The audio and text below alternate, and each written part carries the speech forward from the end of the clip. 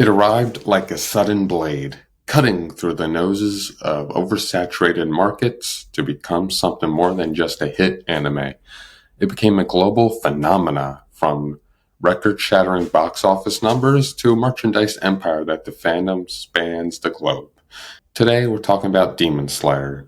It didn't just succeed, it dominated. But how?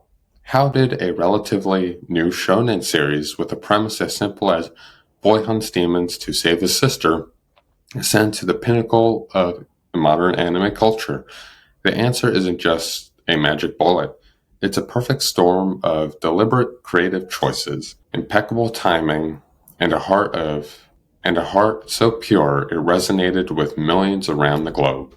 Today we're breaking down the perfect storm and formula that turned a beloved manga into an international sensation. That's right, we're talking about how Demon Slayer became so popular. Let's get into it. どうした走るだけ障害物を避けて刀を振る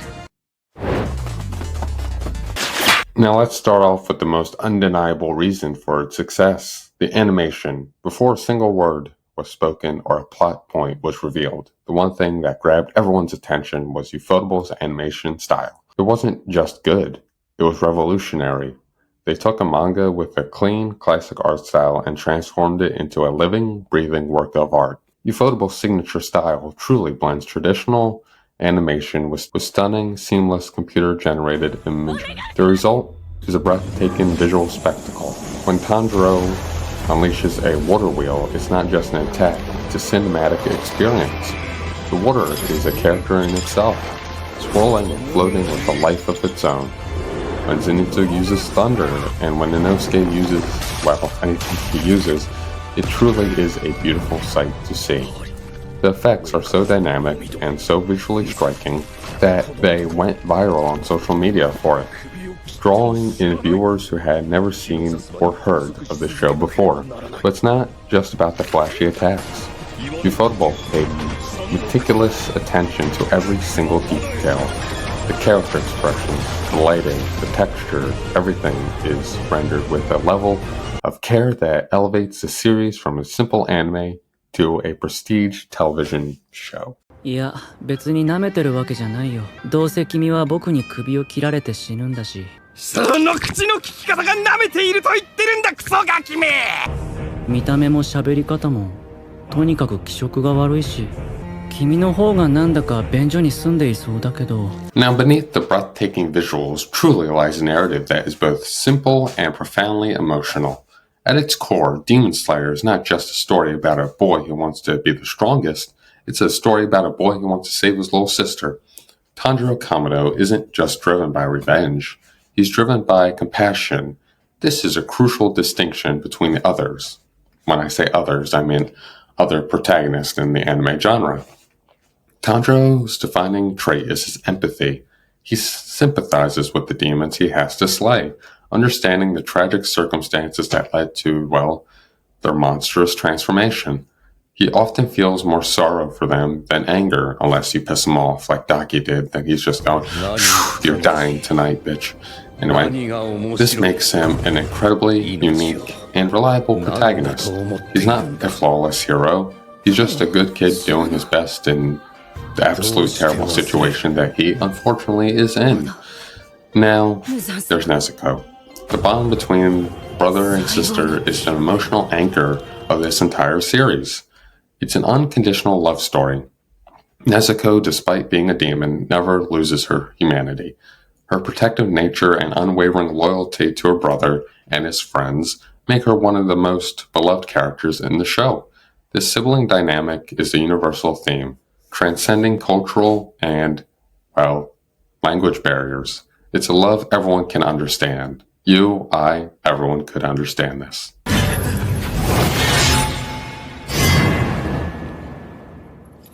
Come on now. There's no use crying about it, you know? While the main duo provide the heart, the rest of the cast ensures the show is never boring.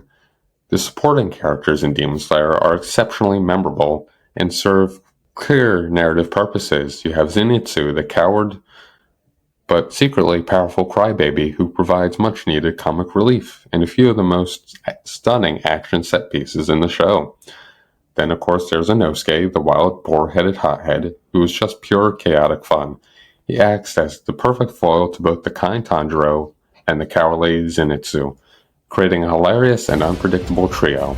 These characters don't just exist to fill a team. Their distinct personalities create fantastic chemistry. But the character genius doesn't stop there. You have the Hashira, the elite demon slayers, who were introduced with an era of mystery and incredible power, making every fan desperate to learn more about them. Their striking designs and unique personalities made each one of them an instant fan favorite. Let's not forget about the Upper Moons. They truly bring the show around. Their backstories are revealed often in heartbreaking detail, making their cruelty understandable in a way, but not forgivable. It adds this tragic layer of depth to the villains. And I'd say it is done very, very beautifully. なんとか言ったらどうなんだこのデクノボケ！いや、だってさっき黙ってろって言われたし、それに、そんなびっくりもしなかった。Now here's where the business side of things become a crucial factor. The anime's initial run in 2019 was a hit, but it was the post-season strategy that centered and cemented its global dominance in the anime market. Instead of waiting for a new season, Ufotable and Aniplex made a bold move. They released a movie directly continuing the main story. Now, anime fans don't usually have huge theatrical presences outside of Japan, but Demon Slayer and the Demon Train arc was different. It became an international box office powerhouse, even topping in the US markets during its limited run, and it was during COVID too. Quite literally, it showed that people wanted to get out and have fun, and this showed them how. In Japan, it became the highest grossing anime film of all time, surpassing even the mighty Studio Ghibli films. This isn't just a movie, it was a phenomena that drew in millions of people around the world, and I'd say it cemented its place in box office history. そうか。術式展開。破壊殺羅針。 The decision to make a movie and not a full season was a brilliant strategic move. It kept the hype train rolling, allowing the production to focus on one massive high-quality event and generated an insane amount of buzz. By the time the second season, Entertainment District, was released, the world was ready. The manga's conclusion also played a huge role in it. It gave the series a definitive, satisfying ending, something many long-running shonen series can't claim. And now, with Infinity Castle coming up soon, it's going to be crazy. Season 4 wrapped up last year. It's just going to be an insane year, and it's going to be peak. It's going to be very, very peak. And I can't wait to see it on Saturday. ああ、どうせ炭治郎は一回の。もちろんやるよ。 So, to recap, Demon Slayer's success wasn't just a regular old fluke. It was the perfect combination of factors. The transcendent animation of Ufotable played a very big role. A deeply emotional story also played a big role about love, family, and perseverance, a cast of unforgettable characters, and a genius marketing strategy centered around a record-breaking movie. It proves to you you don't need a convoluted plot or thousands of episodes to make an impact. You just need a simple, powerful story with the highest level of craftsmanship around. Demon Slayer didn't just entertain us. It reminded us of the beauty of a hero defined by kindness, the power of an unbreakable bond, and the sheer magic of what anime can truly pull off. What are your biggest Demon Slayer moments? What is your favorite Demon Slayer character? Of course, it has to be Hashira, because they're definitely number one. And also, what is your favorite movie? Are you more of a Mugen Train arc individual? Are you an Infinity Castle connoisseur? What is your opinion on, well, Demon Slayer in general? Anyway, that's it from me. Do all that YouTube stuff. like, subscribe, share.